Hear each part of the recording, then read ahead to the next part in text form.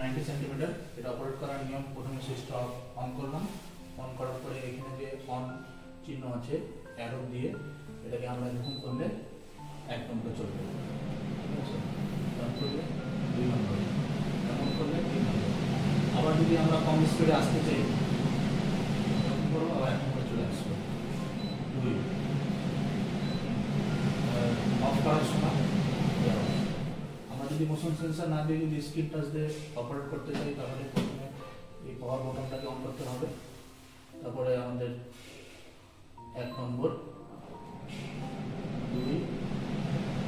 একটা কথা মনে রাখতে লাগবে যে হচ্ছে গিয়ে যখন আমরা স্ক্রিন টাচ দিয়ে অপারেট করবো মেশিনটাকে অফ করার জন্য আমরা কোনো সময় ওই সুইচটা কিছু করবো না, অফ করবো না। অফ করার জন্য মনে করেন এই লাল যে আছে সুইচটা এটাকে 2বার প্রেস করতে হবে, তাহলে এটা অফ হয়ে যাবে। আর অটো ক্লিন যেটা আছে, অটো ক্লিন যখন আমরা ইউজ করবো তখন আমাকে মনে রাখতে লাগবে যে আমরা স্ক্রিন টাচ দিয়েই এটাকে অপারেট করতে হবে। এই যে এখানে একটু সামনে এইখানে হচ্ছে গিয়ে লাইটের যে আছে সিম্বলটা, এই যে লাইট জ্বললো, লাইট অফ হয়ে গেল। এটাকে যদি আমরা এরকম করে প্রেস করে যদি ধরে রাখি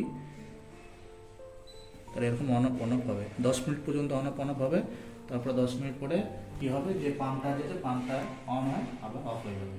এটা হচ্ছে কি এটা অপারেট করার হচ্ছে কি নিয়ম। আর এখানে অয়েল কালেক্টর আছে, এখানে যেটা অয়েল কালেক্টর, এখানে তেল জমা হবে, এটা তেল জমা হলে এটাকে খুলে আমরা করতে পারি, পরিষ্কার করতে পারি।